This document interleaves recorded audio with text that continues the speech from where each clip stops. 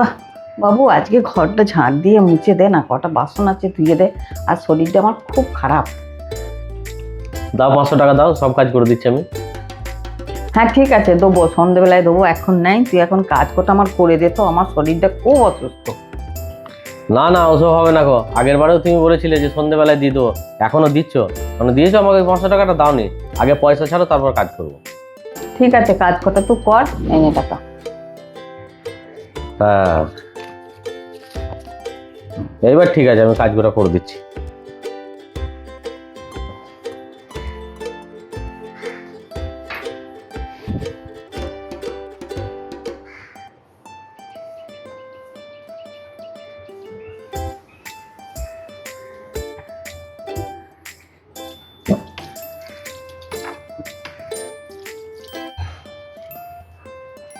হাতে ঝুলগুলো লাগালে কি করে খালি মানে?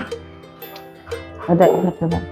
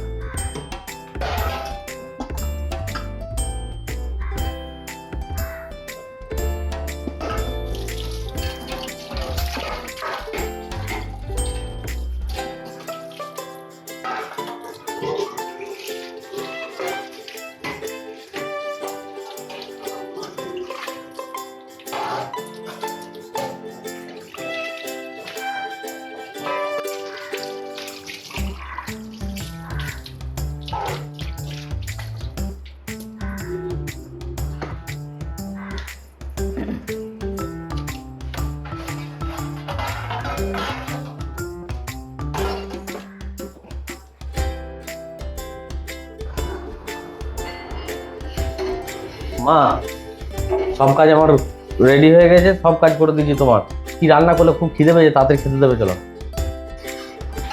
মাছের ঝোল, পটল চিংড়ির তরকারি, পটল ভাজা, ভাত, শাক, এসব রান্না হয়েছে। বাবা, আমার ফেভারিট মাছের ঝোল। তো শুনে তো আমার আরো খিদে পেয়ে গেছে। চল চল চলো মা, খেতে দেবে তাড়াতাড়ি। আগে 5,000 টাকা দিবি, তবে তুই খেতে বসবি। ফালতু আর কি মারছে না খিদের সময়। চলো না, খেতে দেবে, চলো। আমি মজা করি নাই তোর সঙ্গে, আমি সিরিয়াস বলছি। আরে অত টাকা আমি কোথায় পাবো? হ্যাঁ, তুই কোথায় পাবি না পাবি আমি জানি না, আমার 5,000 টাকা লাগবে, আমাকে দিতে হবে। 5,000 টাকা কিসের? তুমি কিসের 5,000 টাকা চাইছো তুমি আমাকে? তোকে রান্না করে খাওয়াই 1,000 টাকা, তুই থাকিস ঘরে 2,000 টাকা ঘর ভাড়া। আচ্ছা, তারপরে তোর এই জামা প্যান্ট নোংরা করে রেখে দিস, হেগে মুছে রেখে দিস, সেই সব আমি পরিষ্কার করি, তার জন্য 1,000 টাকা। তোর এই প্রতিদিন রান্না বান্না করে দেওয়ার জন্য 1,000 টাকা। না না না, তোমার 500 টাকাটা না তো, তোমার পয়সা আমার দরকার নেই। না না, তুই খেতে দেবে, চলো আমাকে। এই 500 টাকা দিলে হবে না, এখনো 4,500 টাকা সন্ধ্যাবেলা পর্যন্ত দিতে হবে, তবে আমি ভাত দেবো, তাহলে ভাত দেবো না। কি মুশকিলে পড়লাম, মায়ের কাছে পয়সা আছে, ভালো লাগে না।